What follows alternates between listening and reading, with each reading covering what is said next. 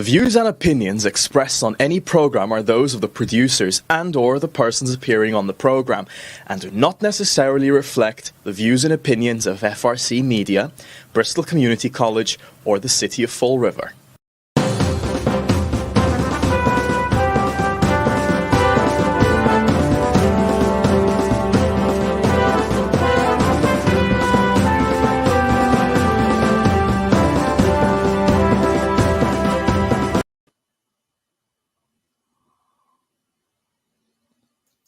Well, hello. Welcome to Spindle City Straight Talk. I'm Chip.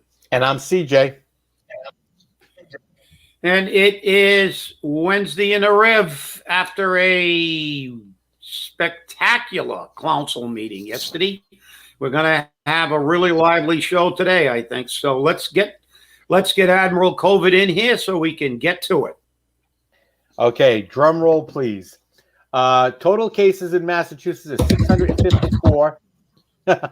108 new cases. Are you ready for this? 472. That's it. Total deaths is 17,344. New deaths, zero new deaths. And Bristol County is 65,700. I like that number. Yep, 65,733 for Bristol County. Wonderful numbers. We're obviously doing something right. We're going in the right direction. We're getting those vaccines out there. We have a lot of sites in Fall River to get a vaccine. If you're looking to get a vaccine, you can go to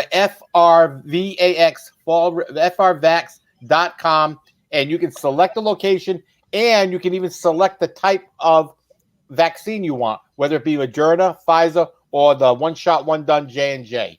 So don't think that you can't do it. Now's the time if you haven't gotten your vaccine. We hope you do. Chip and I are both fully vaccinated. And we survived it, and we didn't grow 6 heads. So I didn't grow hair either. See that? They didn't promise you that, though. That's right. But we're loving that number or non-number of 0 for deaths. I'm not sure if we're doing everything right or we got lucky or a combination of both. I'm going with a combination of both. And the herd immunity, contrary, I think it's happening. So we're hopefully we're turning the corner, and we can just move on. But with that being said, let's get to last night's council meeting, or well, before as I'm going to call it from now on. Before we get there, let's remind our viewers that the Jasiel Correia jury is still out. It's only been 1 day. They're still out. Right after this show, we're done with this show, I'm going to log in and hopefully not have a black screen as I did all day yesterday. But as soon as we know, especially if it's on a Friday, you'll know. But, we're all waiting like everyone else in the city for the Jasiel Correia verdict. And there's a lot of rumors about who's going to get what for a verdict and how many charges he's going to be guilty of and what he's going to walk on. And, people are all, Karnak the Magnificent. Yeah.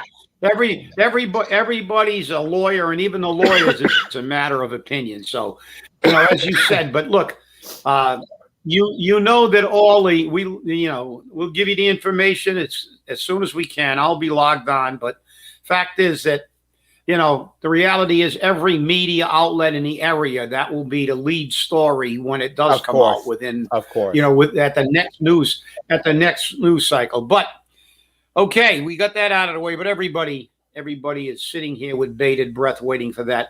But let's get to last night's council meeting, or what I'm now going to call as Spendapalooza. Taxapalooza, because what was talked about at last night's meeting is absolutely horrifying. Absolutely horrifying. And then some of the people who were talking about this, it's really startling since they were opponents of this stuff initially.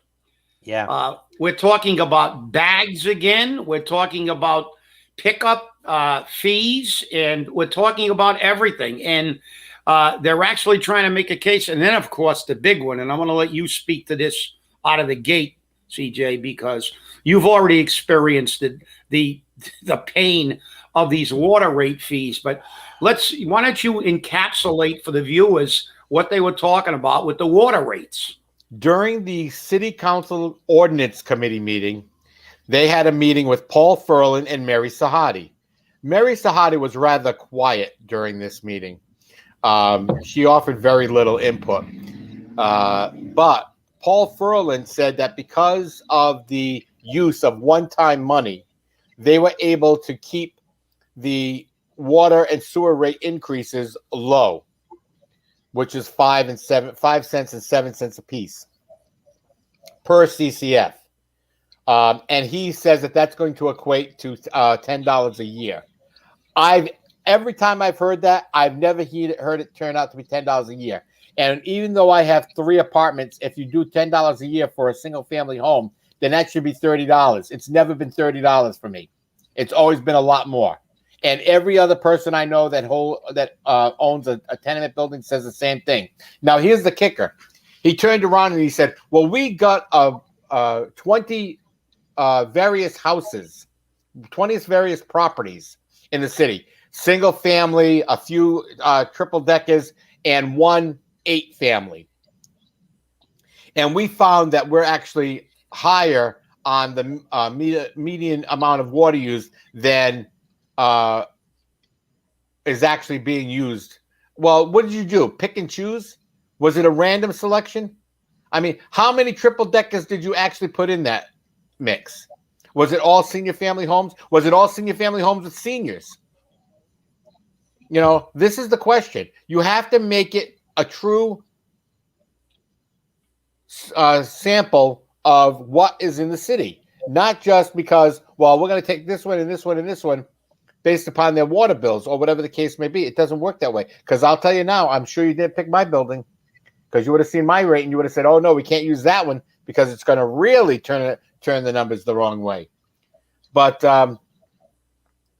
after preaching the gospel of this year's proposed water rate and sewer rate increase, which, by the way, was tabled again, so they didn't vote on it, they were asked what would next year's rate be without the use of one-time money, which they said they won't have the same amount of one-time money next year that they had this year. And here's what the answer was. 80 cents per CCF. 80 cents. Now, if it's going up a dime and it's going to cost us $10 a month, 80 cents should probably cost us a little more than 80 cents more a month. With the sewer and the water rate combined, it's going to be 80 some odd cents. So you're talking almost $1 per CCF. That's going to raise your rates if you own a triple decker or a 6-decker to almost $1,000 a quarter. If you are having problems paying your water bill now, imagine what it's going to be like when you have to pay $1,000 a quarter. And Sean Kadim still keeps pushing. And I mean, he's right that we've got to stop putting money aside in the water and sewer enterprise fund accounts for emergencies. We have to create and build up a stabilization fund. The problem is we can't because they don't do anything to save money. And we have proof of that. Trot Lee came out and asked point blank, Mr. Ferlin, what have you done over the last year to save money? You know what the answer was? Crickets. Not a sound. No answer whatsoever. Crickets. So this shows you that they don't care about saving money. They just don't care about saving money. And this is what happens. Well, yeah, you're right, CJ. And it's horrifying what that's going to cost.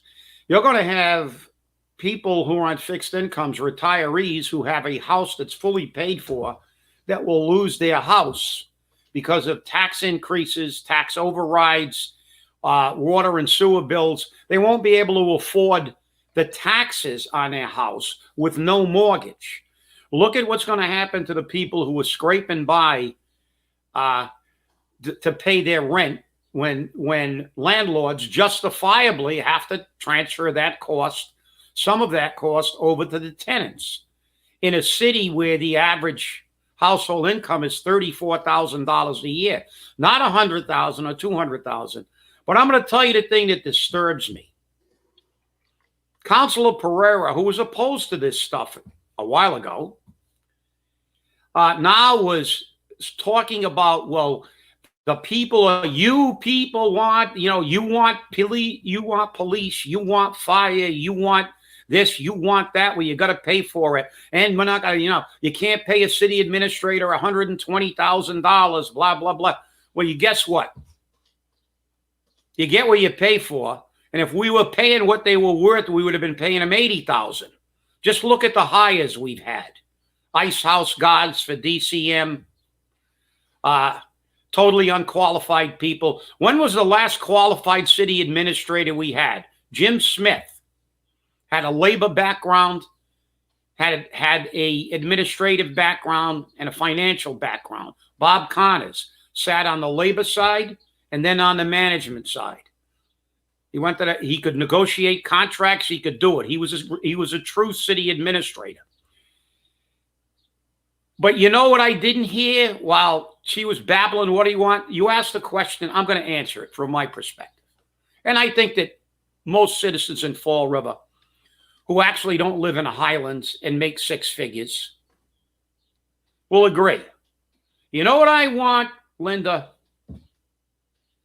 I want police and fire, but I don't want 7,000. If you open up the National Fire Protection Association, the manning standards are based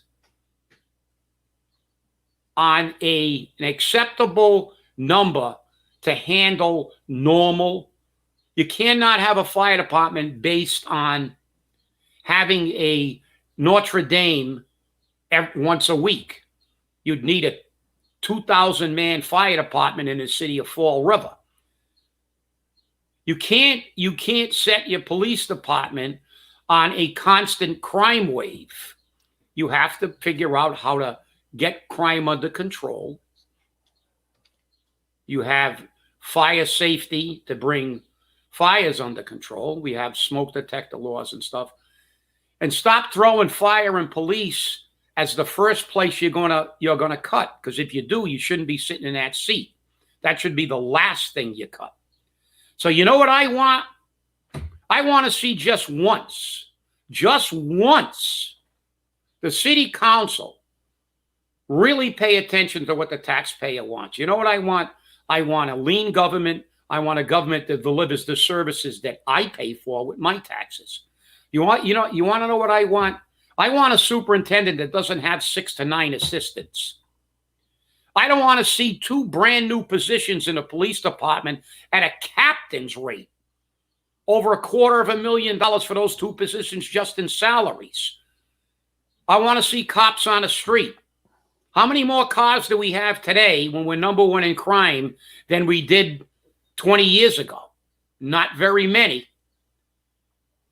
Why? I want to see positions eliminated, duplications of positions. Why do we have a treasurer in the school department and a treasurer that takes care of the entire budget, including the school department? Why do we have all these jobs? Why do we have a chief of staff, a publicity agent, all these jobs that have been created in the past 10 or 15 years? Because all you people know how to do is approve tax increases, break the city, and you never, ever tighten your belt. So I hope the people are listening today, because it's time to rebel. I'm going to remind Linda about what happened in 95. When you and 4 other people who decided to push your own agenda over the people's work got booted out of the council. It's time for the voters of this city to wake up, because when you're losing your house or your rent goes up $100 a week, and then you get evicted and you're living in your car, if you got one, it's all because every time we see this play out, there's never, ever even one word spoken about eliminating the fat. You want to give the new city administrator a higher salary? And the individual we're talking about has absolutely no experience for that position. What he's going to be is, you want to pay him, what, 150, 180 grand to be Mary Sahadi's assistant? We never had a city administrator at one point in time in his city, and we had a much bigger city and much bigger departments. How about this novel idea? Let's get the six-figure salary department heads to run their departments. We don't need all this layer upon layer upon layer of administration, and no oversight, by the way, and no consequences and no accountability. What we have here is, rather than a pyramid where we have the bottom of people delivering services to the taxpayers, and at the top we have a small cadre of people who administer it, because we have department heads. We don't need all this crap. But we have an inverted pyramid. We have fewer and fewer employees delivering services. For crying out loud, we don't even have the collections office collecting our bills. We farmed that out to Bay Coast. We still have the same amount of personnel that handled it before. So what are they doing? We need to change the way we do business. You continue to allow these people to give out pay raises, justify it. Listen, you think you pay the same for an apartment in Fall River that you do in Boston? It's 4 times more in Boston. So do you really think if you want to come to Fall River and live in Fall River, where the cost of living is far lower, you don't get the same wages? Go down to the right to work states and see what people get paid. This is a capitalistic society. It's supply and demand and what the market will bear. Our market will not bear these kind of salaries, this kind of administration. And if you don't start doing something about tightening your belt, everybody who's doing that should be thrown out. Because, all you're doing is getting this in the head all day. They disguise it like a sunflower, and they're going to destroy this city. Apparently, nobody knows that the average person in this city makes 24 grand, and the household income is 34. They all think they live in the highlands like them. Well, of course, Sean Kadeem doesn't care. He makes 200 grand. He gets a car. He didn't make 200 grand. Was in Fall River doing his on-the-job training. Now he knows what he's doing. But he made all those mistakes here and then moved on. Like 22 you work windows. In Fall River, yeah, you work in Fall River, you accept your lot. When I negotiated and I had to go in front of the JLMC, I couldn't use Newton, even though they were in our universe. Same size, fundamentally same size city. But their average household income is $165,000 versus $34,000. If I told the arbitrator I wanted to be paid like Newton did, the arbitrator would have laughed me out of the room. He would have said, "What are you, nuts?"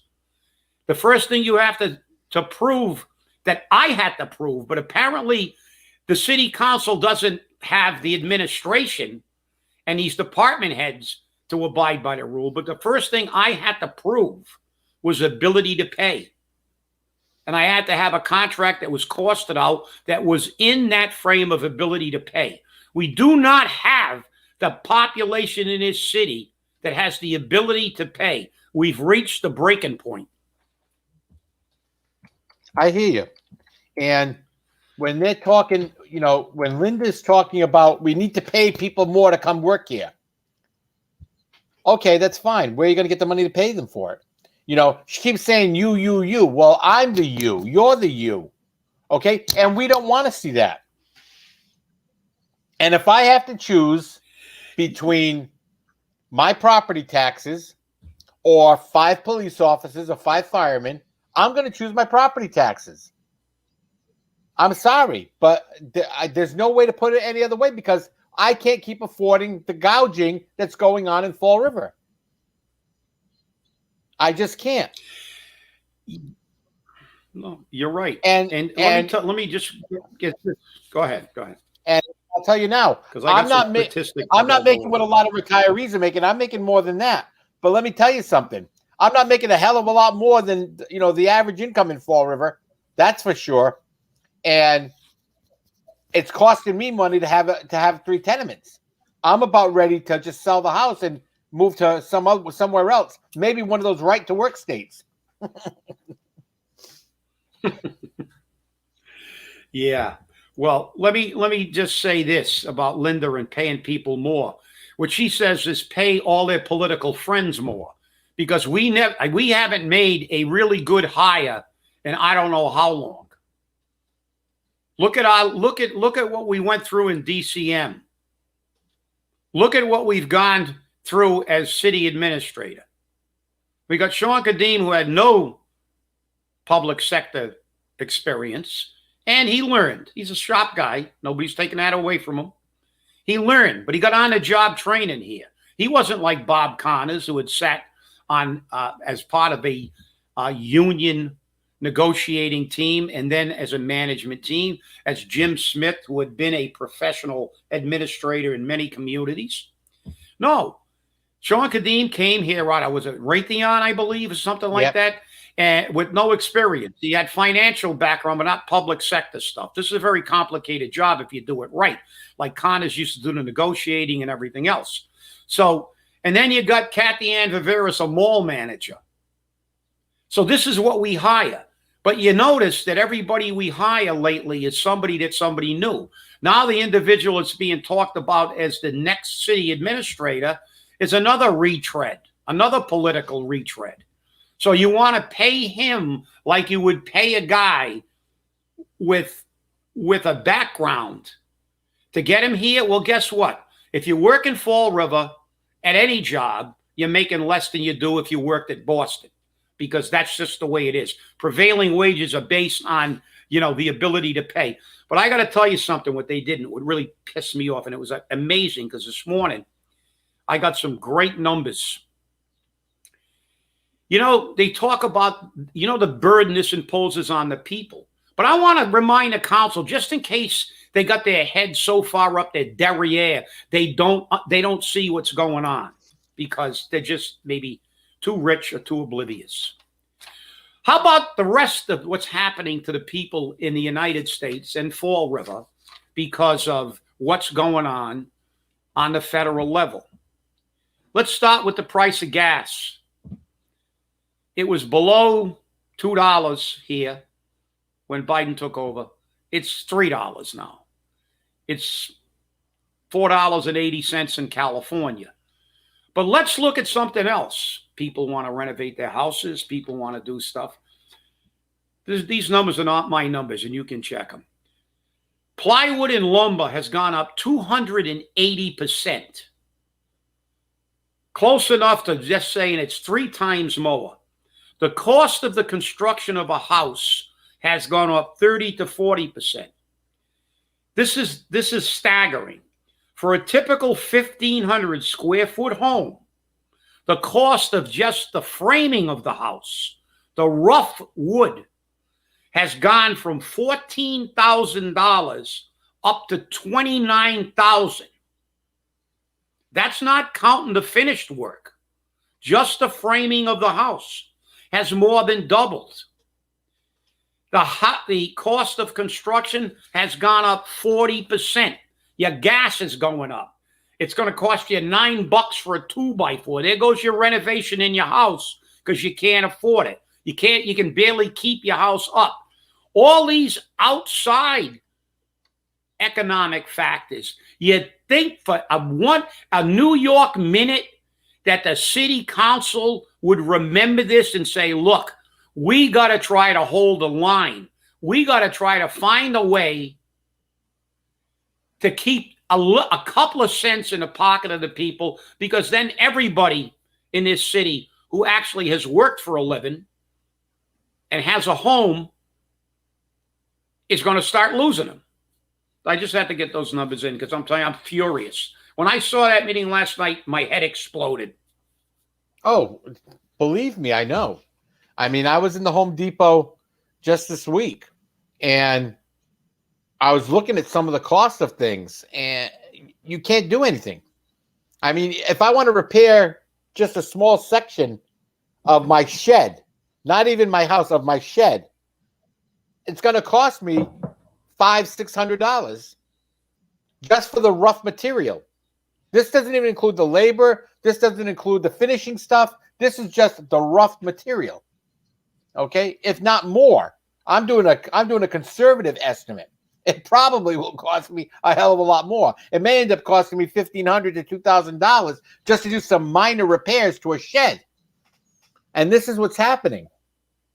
Meanwhile, I'm looking across the street and I'm seeing them taking a church down and all that wasted material, because guess what? It all goes to the dump. And they're going to build 5, 6, 7, 8, 10 houses over there. And those houses are going to be selling for $400,000 from the cost of materials. It's not going to be cheap. It's going to be difficult. It's going to be difficult. And we're not going to see it change. No, and the inherent problem we have here is that they've adopted a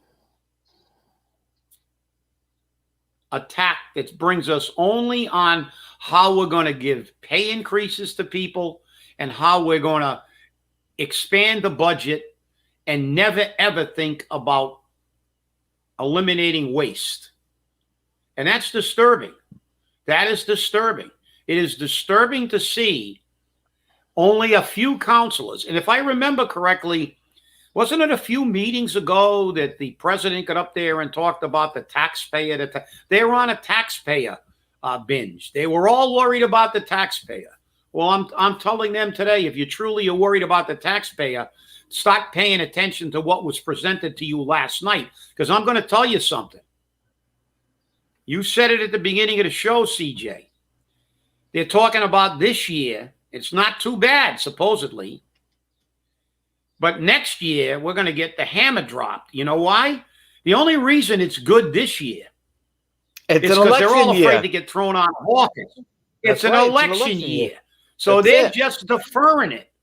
They're deferring it because it's an election year. So don't buy the con.